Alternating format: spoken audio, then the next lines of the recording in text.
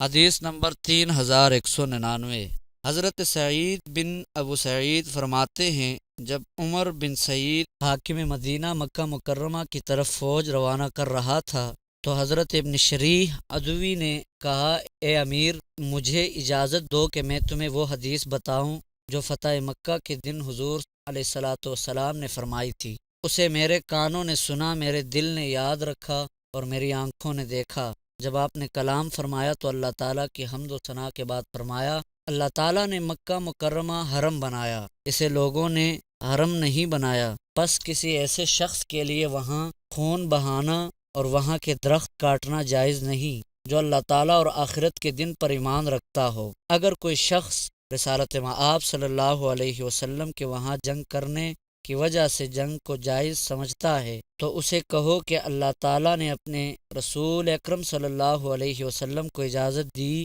اور تمہیں اجازت نہیں دی، اور مجھے بھی دن کی ایک گھڑی اجازت دی، اور آج اس کی حرمت اسی طرح لوٹ آئی ہے جس طرح کل تھی، اور چاہیے کہ حاضر لوگ غیر موجود لوگوں تک یہ بات پہنچا دیں۔ حضرت ابو شریح سے پوچھا گیا کہ عمرو بن سعید نے تمہیں کیا جواب دیا؟ تو فرمایا، اس نے کہا، اے ابو شریح، مجھے یہ بات تم سے زیادہ معلوم ہے، بے شک حرم کسی گناہگار کو پناہ نہیں دیتا، اور قتل کر کے یا چوری کر کے بھاگنے والے کو بھی پناہ نہیں دیتا۔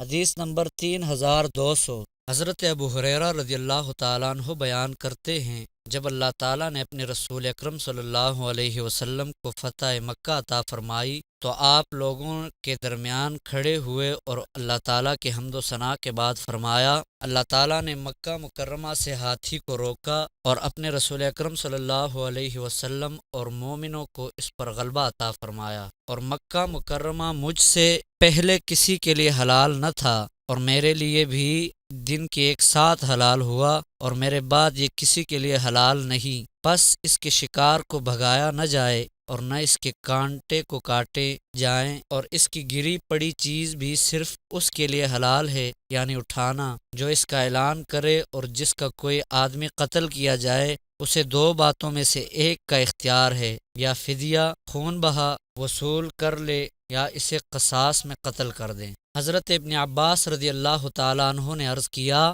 یا رسول اللہ صلی اللہ علیہ وسلم، ازخر گھاس کو مستثنیٰ کر دیجئے، کیونکہ ہم اسے اپنی قبروں اور گھروں میں ڈالتے ہیں۔ تو رسول اکرم صلی اللہ علیہ وسلم نے فرمایا، ہاں، ازخر مستثنیٰ ہے۔ اس وقت یمن کے ایک شخص ابو شاہ نے کھڑے ہو کر عرض کیا، یا رسول اللہ صلی اللہ علیہ وسلم، مجھے لکھ کر دیجئے۔ تو آپ نے فرمایا، ابو شاہ کو لکھ کر دو۔ ولید بیان کرتے ہیں، میں نے حضرت اوزاعی سے پوچھا کہ رسول اکرم صلی اللہ علیہ وسلم کے قول اس کو لکھ کر دو کا کیا مطلب ہے؟ فرمایا، وہ خطبہ جو اس نے رسول اکرم صلی اللہ علیہ وسلم سے سنا تھا۔